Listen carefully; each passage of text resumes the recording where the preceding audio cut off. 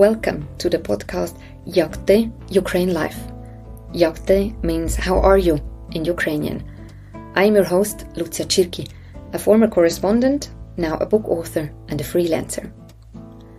This is a very special episode of Yak Ty, Ukraine Life. Usually, this podcast is all about people living in Ukraine, sharing their very personal experience of Russia's war against Ukraine, but this podcast episode is dedicated to someone who can't speak herself anymore, to the Ukrainian journalist Viktoriia Roshchyna. Viktoriia Roshchyna was a Ukrainian journalist. She was detained by Russian forces in eastern Ukraine on territory that is occupied by Russian forces. She was detained twice in eastern Ukraine, first in spring 2022 and second in August 2023. Her death was announced to her family on the 10th of October 2024, 2 weeks prior to this podcast recording. She died on the 19th of September while being in Russian captivity. Her death was only 3 weeks after announced to her family by the Russian Ministry of Defense. The Russian authorities did not name a cause of death. The body of Viktoriia Roshchyna is still in Russia while I'm recording this podcast episode. It's unclear when her body will be returned to Ukraine as part of the exchange between Ukraine and Russia. While the official cause of death might be unknown for the near future, it's already clear who is ultimately responsible for her death: the people who held her captive. Viktoriia was held captive for one reason alone: her work as a journalist. I had the opportunity to talk to the editor-in-chief of Ukrainska Pravda, Sevgil Musayeva. Ukrainska Pravda is the leading online newspaper in Ukraine. I hope for your understanding that Sevgil Musayeva is very busy and she has a very tight schedule. And she was attending a conference while we were recording this podcast episode, so I hope for your understanding that the podcast audio quality could be better. This podcast episode is dedicated to Viktoriia Roshchyna, a Ukrainian journalist who died while she was in Russian captivity. My name is Luzia Tschirky, and you're listening to Yak Ty, Ukraine Life.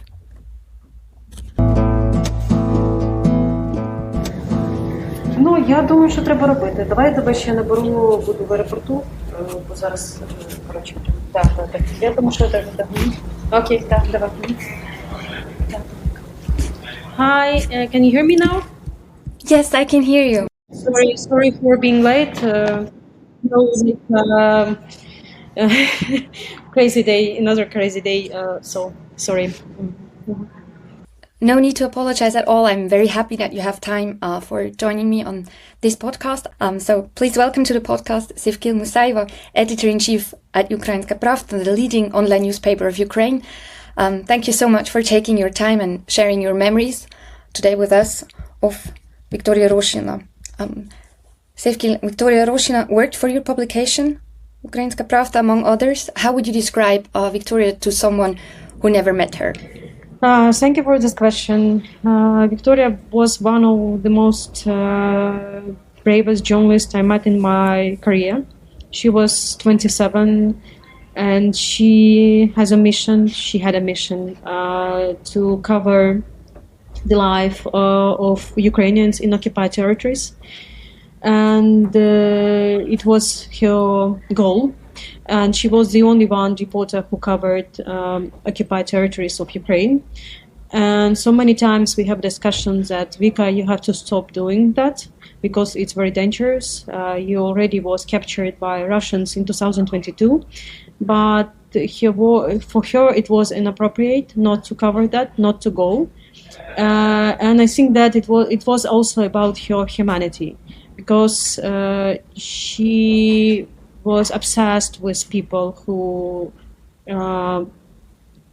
decided to stay in the occupation, and she wanted to know what they faced with which obstacles, with which challenges how actually Russia also commits a human rights violation in occupied territories. So she covered a lot of important issues in the occupied territories, and for her, it was a goal, it was her mission. And I'm very proud that we had this cooperation with her in this topic. She was our freelancer, and she worked for other medias as well, covering occupied territories, but last her stories were published by our media. Could you describe to someone who is not so familiar with the situation in Ukraine, like what were the reasons that she was the only Ukrainian journalist reporting from the territories that are currently occupied by Russian forces? Yes, Russia started an occupation in 2014 and then continued the occupation in 2022.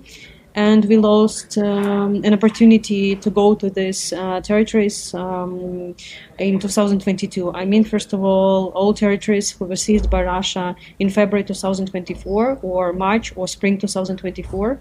First of all, Zaporizhia region, such cities as Melitopol, as Mariupol, as Berdyansk, and also Viktoriia traveled to occupied Crimea and occupied Donetsk to cover how actually the life of people changed after the occupation in 2014 and how they maintain the life in new obstacles. Why it's so difficult? Because Russia arrested journalists, Russia targeted journalists who cover some critical and sensitive topics for her.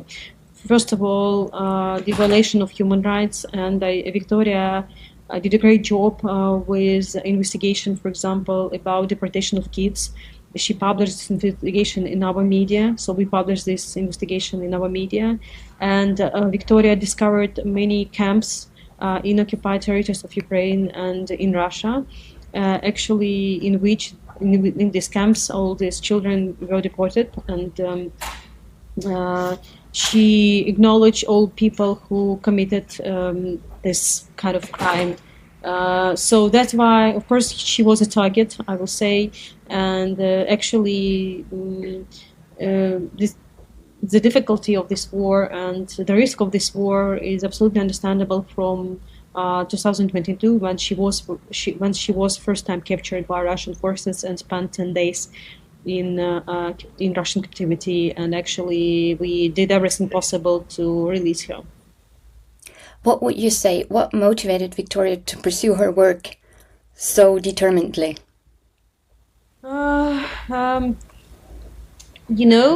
I think that for her it was important, and we had many discussions about that issue.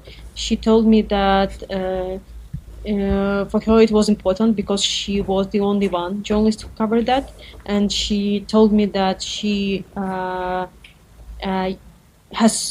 needs to go to occupied territories because it's important, because she takes care of people. She wants to cover the stories, and she wants to tell the truth about the conditions in which Ukrainians live in occupation.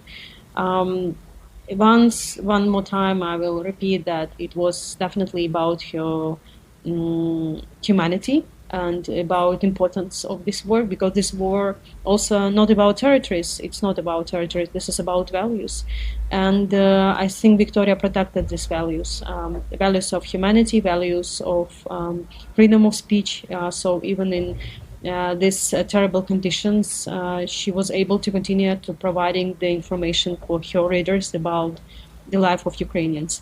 And actually, this is something we miss in Ukrainian media now so much, because as I mentioned, we don't have an access to this territory. It's extremely heavy to go there. It's dangerous. But for people who continue to be interested in what's going on in these territories, it was extremely important. Her work was extremely important, and of course received so many positive feedback when she reported about the life of Ukrainians. Like, so far, no cause of death has been officially confirmed yet. Why is it clear for you that Viktoriia Roshchyna was killed by Russian occupying forces? Why is it?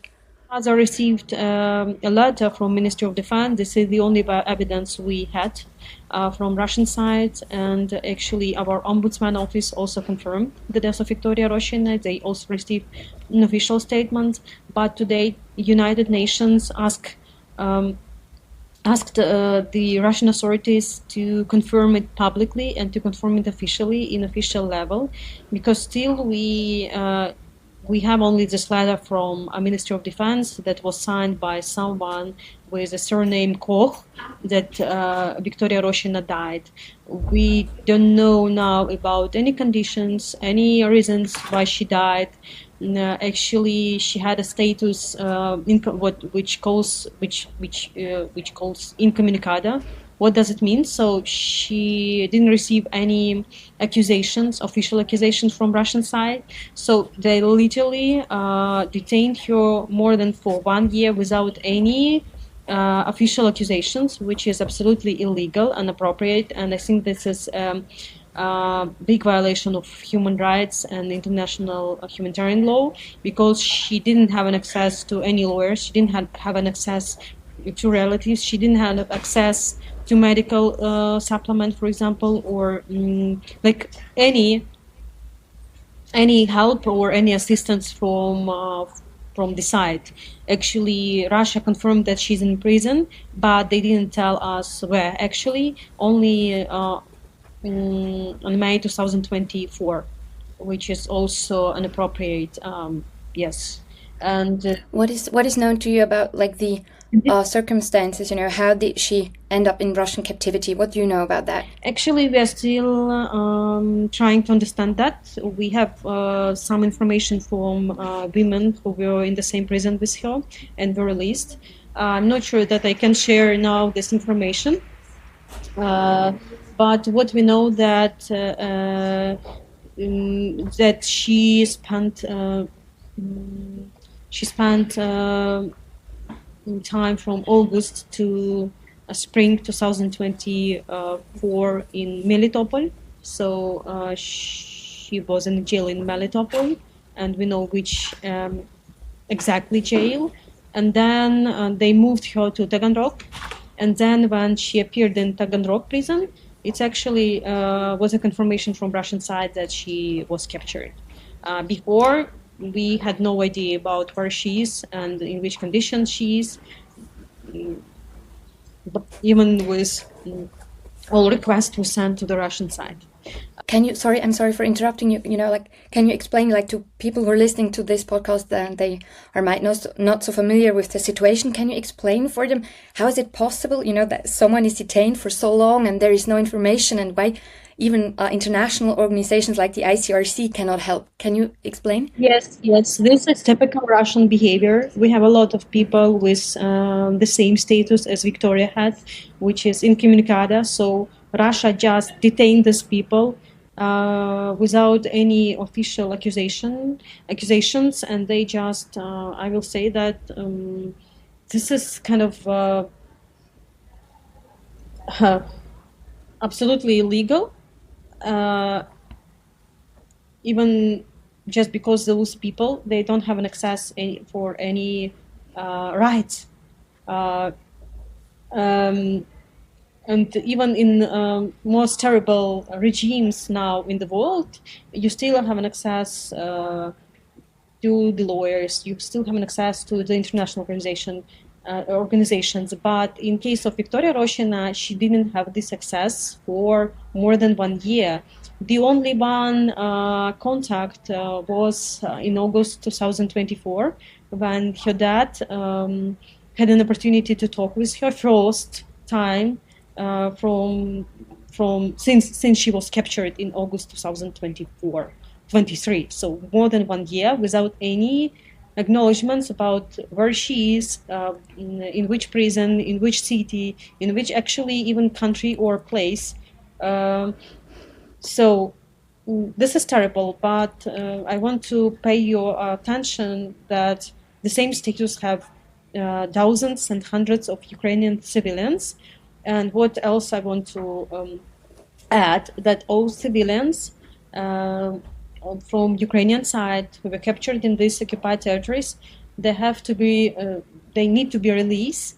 First of all, release. Not we are not talking about exchanging the people, because we can exchange the prisoners of war, but we can exchange civilians without any even accusations, official accusations from. So it wasn't about crime. So they just detained her and they kept they kept her in the prison for more than 1 year without any official accusations and that she committed a crime or so. She was reporting the stories. She had her professional goal to go there. When you talked with her about the risks, that she's facing when she's traveling there, what was her response when you told her, like, it's very dangerous to go there and you might risk your life? What were the replies of Viktoriia? Yes, we had this discussion many times, and she actually did the same with other editorial rooms, not only with ours, with our editorial rooms. So she was 100% sure that this is her mission, and she had to go. And she didn't listen to any editors. She didn't listen to any suggestions that it could be dangerous, and you have to stop doing that. You mentioned the place where she was detained in Russia, in Taganrog. What do you know about the conditions, in this place? What did other Ukrainian soldiers or civilians who were kept there tell? It's very important. Yeah, the conditions in Taganrog are terrible, and we received these evidences from many people who were in this prison, who were released actually, and actually we also have some information from Russian lawyers who help to protect our Ukrainian people in this Russian prison. What they told us that they have systematic tortures inside the prison, not against women, but against men. Can you hear me?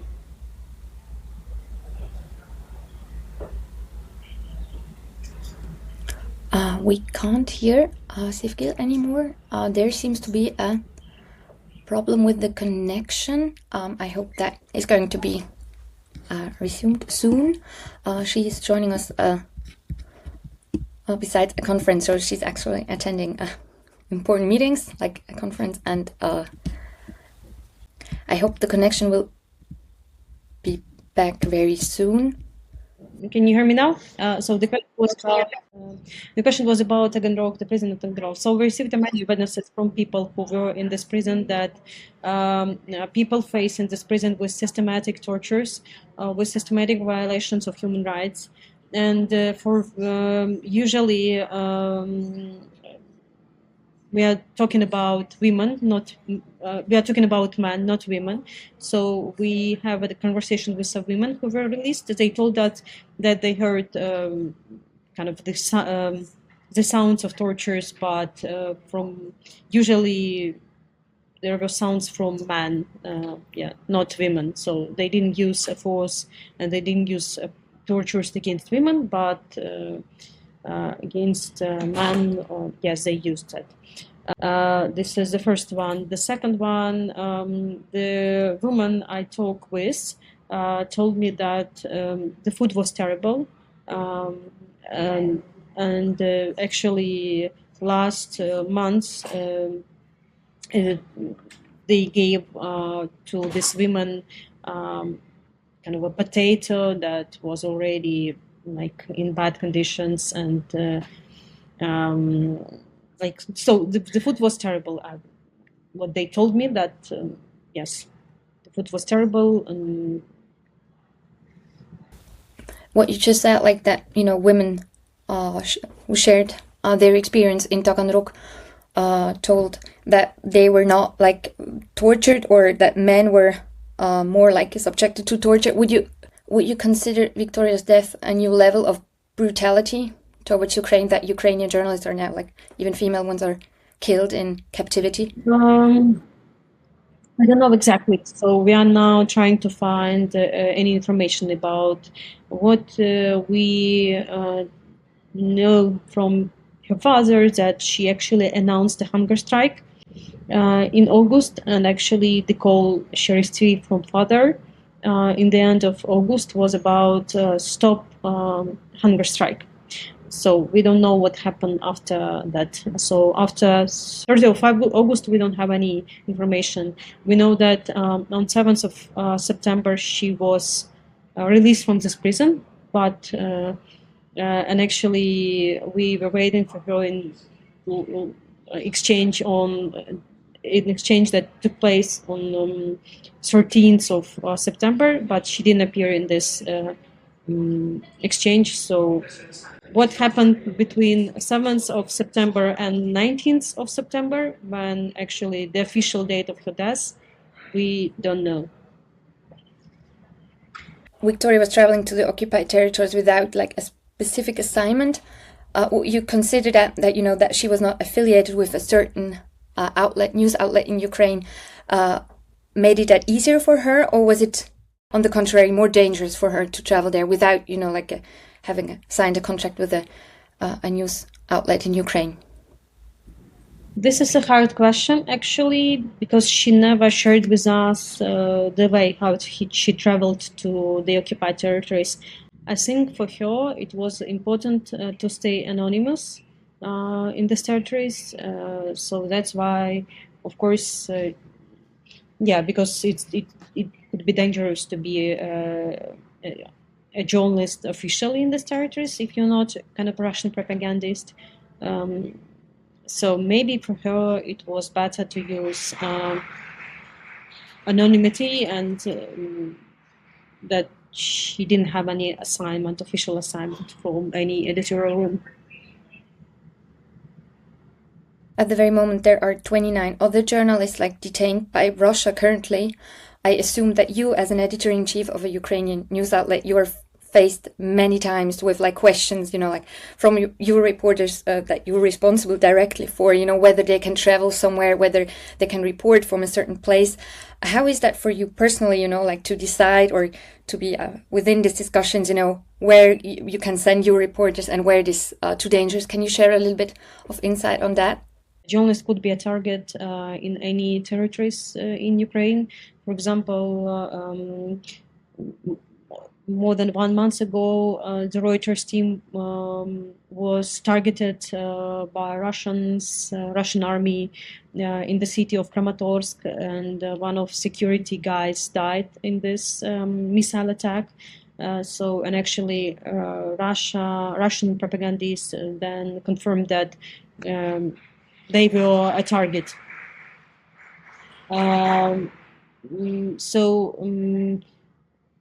What we have in our safety security norms, we don't stay in any hotels, and we travel to some kind of front lines with presence of military forces, of course. We don't travel alone, so we have people from military forces who help us. And of course, any travel to occupied territories of Ukraine, because it's dangerous. So you would never allow someone from your team, from the reporters you were responsible for, or never employees, you won't send them to you won't allow them to travel? No, it's dangerous, and actually we don't have an opportunity even to travel to these territories, because you have to cross Russian border, and if you kind of crossing Russian border, it could be difficult. What can be done at the very moment, to support Ukrainian journalists and their cause? What can be done? As you mentioned, we have 28 journalists now in Russian prisons, and we have to do everything possible. I mean, international community and international human rights organizations, first of all, journalist organization, we have to do everything possible to release these people. And I'm talking about releasing the people because they are civilians. They have a special status as a journalist. They didn't commit any crimes, because journalism is not a crime. They just were trying to provide accurate information about what is going in these territories, or helping the people. And we are not speaking about exchanging process, because they are not prisoners of war. We have to release these people, and even if it could be difficult, still I just want to pay an attention of different international organizations to visit these people, to understand in which condition they now. For example, Red Cross have to visit, and Red Cross have to send many requests towards the Russian side with questions where those people are, in which prisons, and to understand in which condition they are. Thank you so much, Sivku, for joining us today. Thank you. Sorry that it was a little bit too fast, but yes, I have a very difficult schedule these days, and I'm traveling, and it's. Oh, now you're in London. Okay, and you're traveling further too? I'm traveling back to Poland. I'll be in Warsaw tonight, and then tomorrow I'm traveling back to Ukraine. I wish you a safe travel back home. Thank you so much. Bye. Thank you. Bye. Bye.